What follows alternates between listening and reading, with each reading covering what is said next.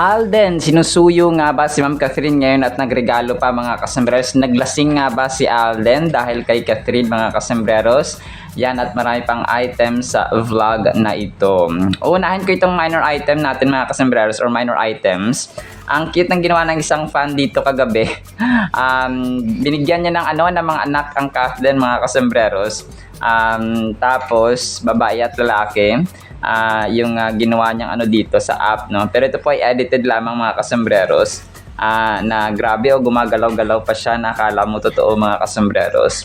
Iba na talaga. Sabi ng isang fan na nag-comment mga kasembreros at nag-message sa akin, iba na talaga yung nagagawa ng mga apps ngayon mga kasembreros, no? Sa cellphone at sa ating mga social media or sa ating mga gadgets mga kasembreros. Kasi parang akalain mong totoo, hindi pala mga kasembreros. Tapos, pasabog ito si Alden, nag-post si April actually mga kasembreros. Nag-ano rin pala sila ulit, nag-meeting about sa bahay update, mansion update ni Phenomenal Box Office Cinema King.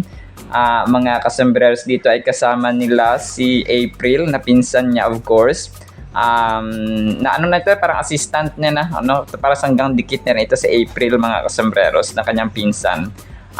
Tapos si Sir Pat Kauna and then parang pumunta sila yata sa isang dito sa isang dito bilihan ng baka gagamitin or pandagdag doon sa bahay or mansion na pinapagawa nga ni Alden mga kasembreros. Hindi ko lang alam kung anong mga materials ang binili nila dito mga kasembreros or po pwedeng mga furniture o mga gamit nga mga kasembreros na gagamitin doon sa o ilalagay sa mansion ni Tisoy mga kasembreros. May mga dito may mga ibang tao na hindi ko kilala mga kasembreros, pero si Alden dito ay naka green, dark green mga kasembreros at saka nakasombrero, na parating ginagawa ni Alden. Alden Richard 02 about last night. So ito yung kanilang ginawa, sila, siguro nag-canvas ng dito ng mga gamit sa mansyon ni Soiti. Dito ko nalaman si Pinote Joanne, isa pala siyang showbiz insider din siya mga kasembreros. Di ba si Pinote Joanne, nagpo-post din siya about kay Alden and so on mga kasus. Tapos dito ay pinost niya yung pinuntahan ni Alden na club mga kasembreros ng Bench Active nga mga kasembreros. Hybrid game, Bench Active. Tapos dito naman ay spotted niya si Sir David Licauco nakatag, ang dito is March 7 and 8. Parang may activity pala sila tuwing Monday or something na may mga schedule sila mga kasembreros ng activity promoting fitness, physical fitness mga kasembreros. Tapos yun nga nung nakaraan nga si Alden naman yung tao dito nag-join sa kanilang takbo-takbo or run mga kasembreros. Tapos nung nakaraan nung 7 and 8 mga kasembreros, kasi March 10 na ngayon, ay si Barbie Forteza, nakita ko rin na nag-join mga kasos. Hindi ko na po na-save yung video at ang picture, pero yun si Alden ay si Barbie Forteza ay nag-join din po ng Bench Run Active or Bench Active Run Club mga kasembreros. Anyone is invited and everyone is invited and everyone is welcome mga kasembreros sa kanilang activity, especially promoting yung physical fitness mga kasembreros. Tapos ito yung isang admin ni Kath kagabi, nag-post siya parang indicating parang trivia na yung pinakaunang teleserye ni Kath mga kasembreros pala ay Bulinggit, na parang siya yung isa sa mga bida mga kasembreros, yung kasama nga Cristala kasama si Ma'am Judy Ann Santos. Tapos Bulinggit, di ba yung pangalan niya doon. Tapos nag-open daw pala sila ng parang shop or staff shop mga kasembreros sa Kabanatuan, something like that mga kasembreros. Let me double check. So yun, para ano siya, mga stuffed toys yung mga binibenta doon. Tapos ang pangalan ng kanilang shop ay Bulinggit na pinakaunang kumaga pa parang teleserye. Kasi 'di ba pag nagka-mayor role si Kat sa It Might Be You na batang Shelo no ni Ma'am Bea Alonzo. Tapos itong Cristala naman ay parang pinakauna naman niya na parang bida, parang nasa bida, parang hindi siya cameo role lang mga kasembreros, kundi matagal yung kanyang exposure. Nakasama nga ni Ma'am Judy Ann Santos mga kasembreros. So kung kaya historical yung kanyang pagganap dito, kung kaya yun yung kanyang ginawang pangalan sa kanyang pinakaunang store sa Cabanatuan. Kasi Cabanatuan naman yung hometown ni Kath So kung kaya ganoon mga kasembreros. Hindi ko ma-open yung file no, pero yun mamaya follow up ko yan mga kasembreros. Tapos ito si Laysam nag-post kahapon sa kanyang Instagram. Parang ano siya, parang iniisip ko magkasama sila ni Alden dito na bumili ng ng mga gagamitin doon sa mansion ni Alden. Pero yung pinost kasi ni Laysam dito, very lang siya, very limited, parang aerial view lang siya sa taas. Yung camera, tapos yung parang hindi nga kita yung ano niya dito, yung kanyang mukha mga customers kasi naka-cap or naka-sombrero si Laysa mga kasembreros. So yon siguro palagay ko sabay sila or sumama siyang bumili doon sa or pwede rin namang hindi no mga kasembreros. Lang kasi siya, limited lang yung kanyang dito, parang dito patikim or teaser photo mga kasembreros ni Laysam no sa kanyang Instagram story. So yan nag-show up na yung aking yung aking file. So yun, tama nga, 17 days sabi ni Catherine Blue Hearts 9 hours ago, 17 days to go or 16 days to go mga kasembreros ay birthday na ni Kath no. Did you know that our Kath had launched her first ever business in 2004 sa Cabanatuan City and was named after her role in Cristala Bulinggit. So parang hindi niya pala na-mention dito yung first ever pala na business, hindi first ever role mga kasama, sorry po no. So yun pala. So kasi sa It Might Be You counted din yun mga kasembreros, na bida rin siya doon. So first ever business pala to 2004. Hindi first ever role mga kasembreros. Tapos ito, yung nag-upload kahapon nung nakarang araw actually, nung picture ng video ni Ma'am Kath mga kasembreros na nagsushoot nga siya sa Salmon Someday. Parang may pa siya, parang may nakuha ang picture doon sa malayo mga kasembreros from afar, na kung saan nga yung Catherine na naka-pink na sobrang liit lang at sobrang layo na medyo hindi nakita si Kath mga kasembreros. Pero ito po ay ang kanyang pinost mga kasembreros no, na kay Kath na talagang fangirl. And then ito, ang cute ni Shian Road dito. Sabi niya kay Alden, sabi niya, hopefully ikaw na next ay kakasal Alden Richard 02. Hashtag manifesting, hashtag wedding, hashtag soon. Tapos yung pictures ni Soiti doon sa kasal ni na Gerald at Kim Napoles mga kasembreros. So hoping no talagang si Bachelor Tisoy na at CEO ang susunod na ikakasal mga kasembreros and mga Cathinatics.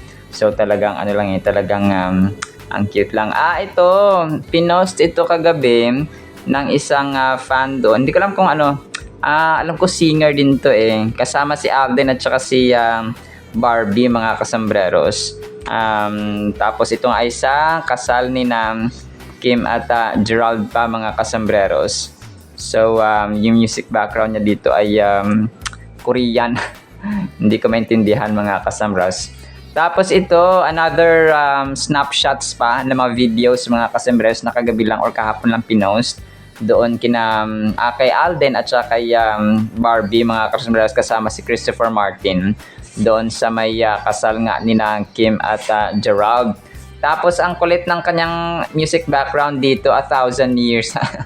1,000 years yung kanyang yung kanyang music background mga kasembreros, na para bang gustong ikasal na sina Barbie at saka si Alden Richards mga kasembreros. So pero dito ay kasama niya si kasama nila si Christopher Martin, na best friend nila of course. Pero ito po ay parang siya, parang medyo blur yung video mga, pero siguro sinadya nila yung na ganito yung magiging video niya mga kasembreros. So yun po, major item tayo mga kasembreros. Sinusuyo ba ni Alden si Kath ngayon? Tapos naglasing nga ba si Alden? Una, ito po ay pinost kasi kagabi or kahapon ng Preview PH mga kasembreros. Yung hindi ko lang alam. Kasi di ba yung Preview.ph, sikat na dito na publisher or article in magazine mga kasembreros. Alden Richards, ito pala yung pareho silang dito, yung kanilang luxury timepiece, yung relo ba na dito, na pareho sila mga kasembreros. And nashock ako kung bakit pinost ito ng Preview.ph kahapon mga kasembreros, na yun nga sila Catherine at saka si Alden, na alam naman natin na yung issue kay Mayor Mark Alcala. Tapos pinartner pa nila pinartner pa ng Preview sina Alden and si Kath. And yun nga sinusuyo nga ba ni Alden ngayon si Kath mga kasembreros. Tapos kasi napag-connect ko ito nung naglasing si Alden sa kasal ni Kim at Gerald. May isang picture kasi dito na dito nakuhaan mga kasembreros. Siya magkaiba siya dun sa video. Kasi yung video na na-flash natin nakaraan ay dito parang naka-outfit. Iba yung outfit ni Alden doon mga kasembreros Tapos dito kasama niya si Barbie. So sabi ng mga tao naglalasing si Tisoy kasi nga may Mayor Mark Alcala na daw si Kath mga kasembreros. Palagay ko hindi naman. Ito ay socialization lang ito mga kasembreros, at hindi naman paglalasing siguro ang ginawa ni Alden dito socialization drink lang ang ginawa ni Soiti dito mga kasembreros, not to the point na maglalasing talaga siya and hindi ko lang alam talagang very secretive kasi pagka ganito na mga hindi natin alam kung ano yung reaction ni Alden and so on mga kasembreros sa mga issue regarding kay Mayor Mark Alcala mga kasembreros at saka kay Kath nga mga kasembreros. Talagang hindi natin alam ang mga nangyayari mga kasembreros sa dalawang ito ngayon. Maraming nagsasabi na may tampuhan, pero sa akin wala kasi nung in-interview nga si Alden, nung tinanong siya na kung willing pa siya magtrabaho with Kath, ay talagang yun, napasmile din siya, tapos medyo kinilig ng konti. And yun, nasabi niya, yes, of course, nasabi niya parang kung may material and so on, ay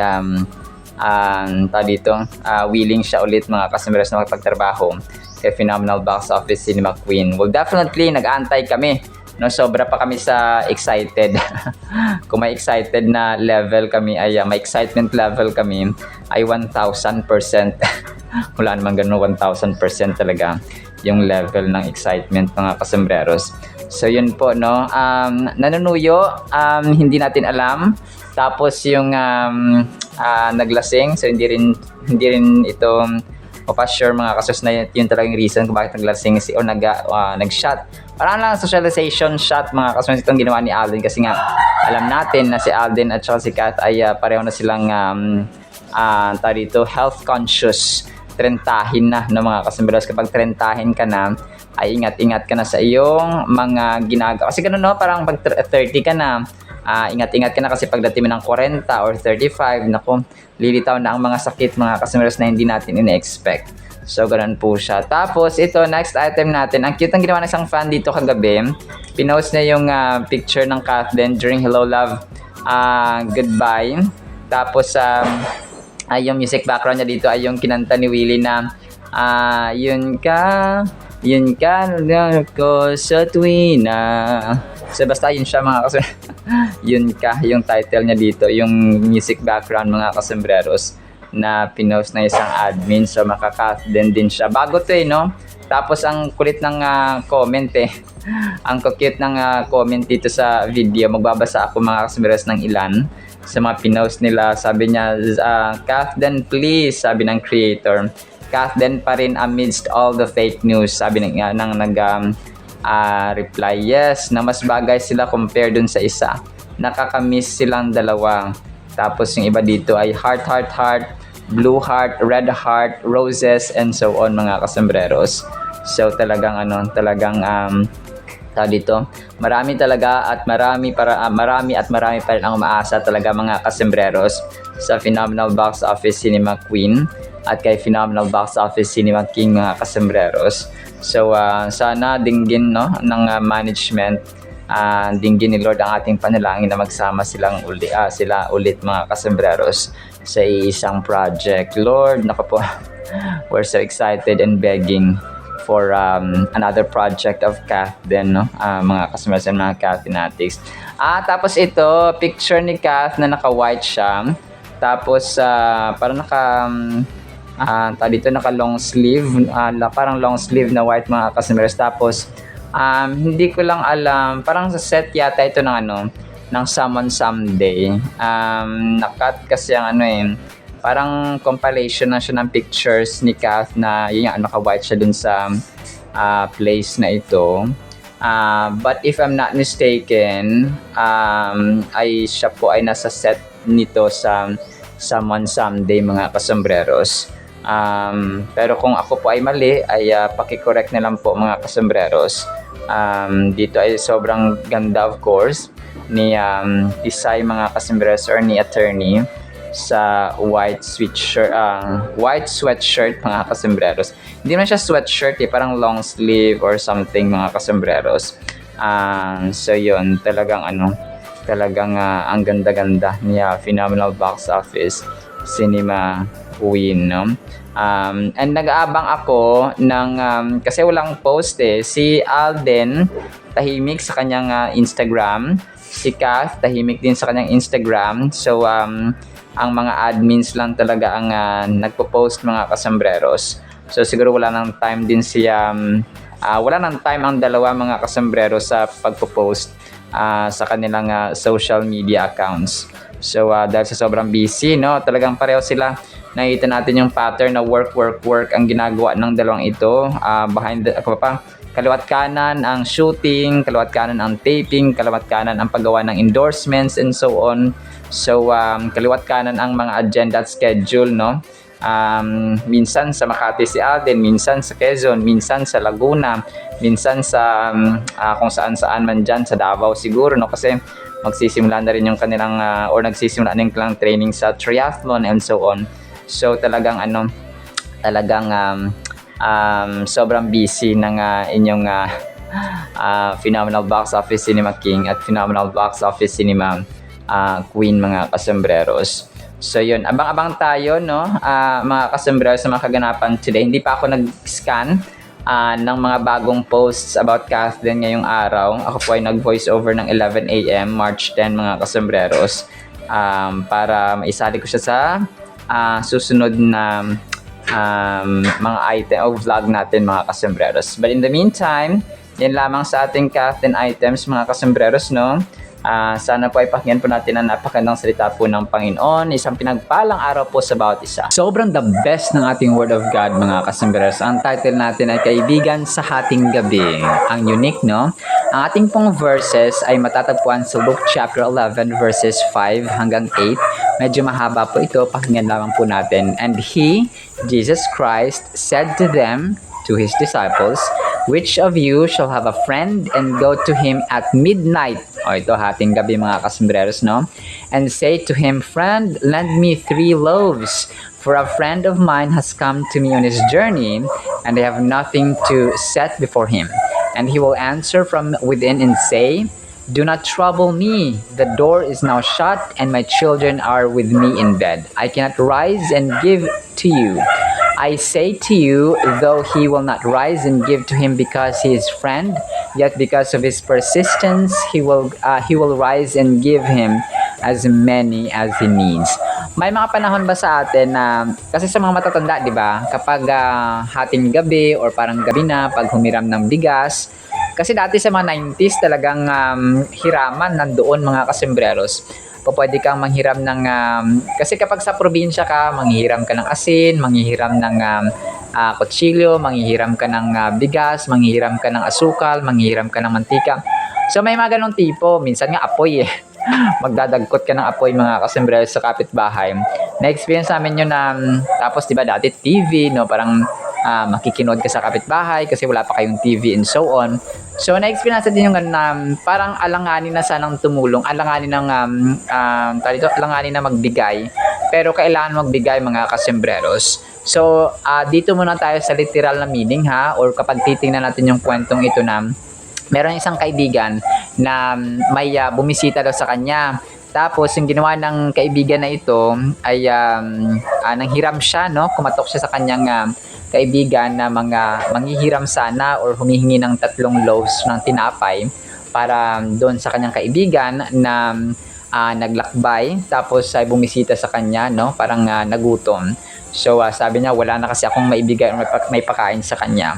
So sinabi naman nung kaibigan na dito na wag na akong disturbuhin kasi sarado na kami, tapos sa mga anak ko ay nakahiga na rin. Hindi na ako pwedeng tumayo at saka bigyan pa kita ng kailangan mo.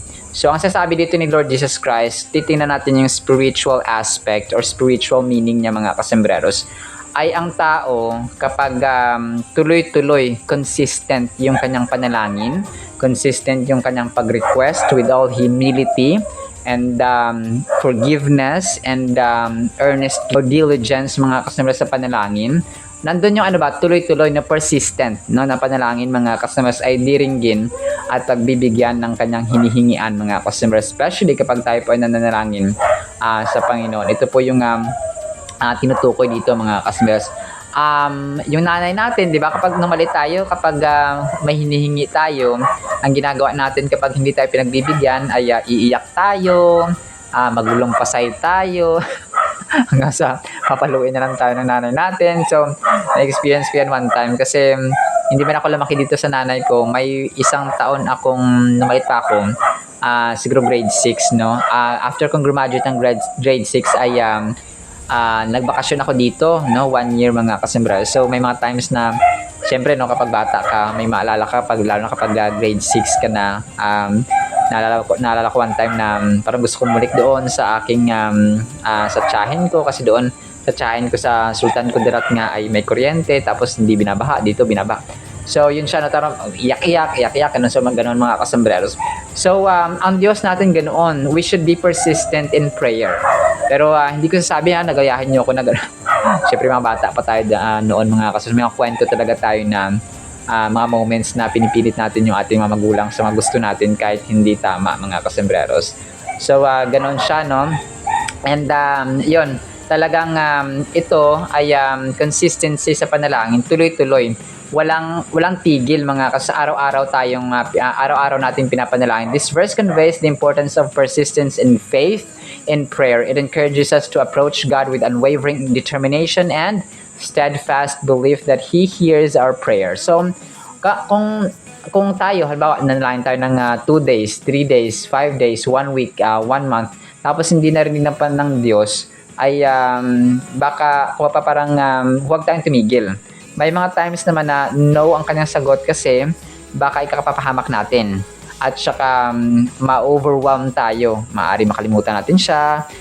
Kunwari nananalangin ka ng ganitong trabaho, tapos yung trabaho na gustong-gusto mo, pero yan pala yung ikaka-tempt mo pa, ikaka-down mo. For example, wala ka ng panahon sa Biblia, wala ka ng time sa panalangin kasi magiging busy ka kapag yan ang trabaho sa'yo. So hindi ibibigay ng Panginoon. May better job or may better work na nakalaan sa iyo mga kasembreros. So yung mga ganong tipo, may mga times naman na kunwari hindi bibigay sa'yo ng Diyos kasi baka ma-overwhelm ka. Pag masyado kang masaya, masyado kang naging excited, masyado kang naging busy dyan sa panalangin na ginrant sa'yo, binigay sa'yo ng Diyos. So, hindi ka na magkakaroon ng oras sa Kanya. So, ganoon ba? Alam natin, parati nating tatandaan na ang will at kalooban ng Panginoon mga kasama sa ating buhay, yun po yung mas nagpapalapit sa atin sa Kanya. Kapag may time tayo sa Kanya, tapos gumagawa pa rin tayo ng gusto natin, so ibig sabihin ay will po yan ng Panginoon. Yan po yung kalooban ng Panginoon. However, kapag hindi po yan kalooban ng Panginoon, ay nawawalan tayo ng oras sa Kanya, sa panalangin, sa pagbibiblia, kasi busy ka na parati, pagod ka parati. So kapag yan ang ginagawa mo, hindi yan kalooban ng Panginoon. Okay? Always remember that mga kasimers, na ang kalooban ng Panginoon ay mas nagpapalapit sa atin sa Kanya. Hindi napapalayo, no? The opposite mga kasimers. Just like a persistent friend who keeps knocking on the door until it is opened, we should continue to ask, seek, and knock in prayer until we receive an answer from God. This verse emphasizes the power of perseverance in our spiritual journey, reminding us that our efforts in prayer will not go unnoticed. So lahat ng prayers natin mga kasimers, and parati nating tatandaan na yung sagot naman ng Panginoon hindi parating yes eh. No, kaya na-mention natin mga kasimers, maybe no, maybe wait. Mga kasimers, tatlo lang yan. Yes, maybe, and yes, wait, and no. So ganoon siya mga kasombrero. So don't expect always a yes answer from God. So parati nating tatandaan yun. Yun yung na-miss ng ibang tao na pag nanalangin ako, yes agad yung isasagot ng Panginoon. So hindi. Not all the time mga kasombreros, kasi mas alam ng Diyos yung mas nakakabuti sa atin. Parati nating tatandaan na hindi always yes mga kasombreros ang sagot sa ating panalangin. Basta we consistently pray, okay? We pray unstoppingly, na walang tigil mga kasombreros. Yun yung turo niya dito. Hindi niya sinabi na always yes ang sagot, but ang turo niya ay pray consistently without stopping mga kasombreros. To persistently seek God in prayer means to consistently bring our requests, concerns, and praise before Him, trusting that He hears us and will respond according to His will. So according sa Kanyang kalooban mga kasombrero. So pag nanalangin tayo, ang sagot niyan ay according sa Kanyang kalooban, kasi ang kalooban ng Diyos ay perpekto, ganap, at nasa positive na side. Kung ikakabuti natin, it will be our benefit mga kasombreros. So hindi siya gagawa o hindi siya sasagot ng ikakapahamak natin, of course mga kasombreros, or hindi siya mag-act according sa minsan kasi yung will natin ay nakaka-disappoint. Gusto natin to, pero hindi natin alam na sa huli pala ay ikakapahamak at ikaka-disappoint natin or ikaka-discourage natin mga kasombreros. That is why hindi yung tutugunin ng Panginoon, kasi alam niya na yung alam niya na yung puno, gitna at dulo ng storya. No, ganoon siya mga kasombreros. Just like when He sent His Son Jesus Christ. Parang isang pelikula na He was the greatest and ultimate director. So He knows the starting, the plot, the setting, the climax, the denouement, or the ending of the story mga kasombreros. So ganoon po siya, because He is the greatest director. So all-knowing siya, alam niya lahat-lahat. So kung sa panalangin natin, yun yung binigay ng Diyos sa atin, ibig sabihin yun yung Kanyang kalooban, because yun yung ikakapanatag at saka ikaka-benefit natin. It will be for our own advantage mga kasombreros. We should not be discouraged by delays or apparent silence in response to our prayers, but rather continue to seek Him with a steadfast heart and a faith that perseveres through challenges. So sabi dito ng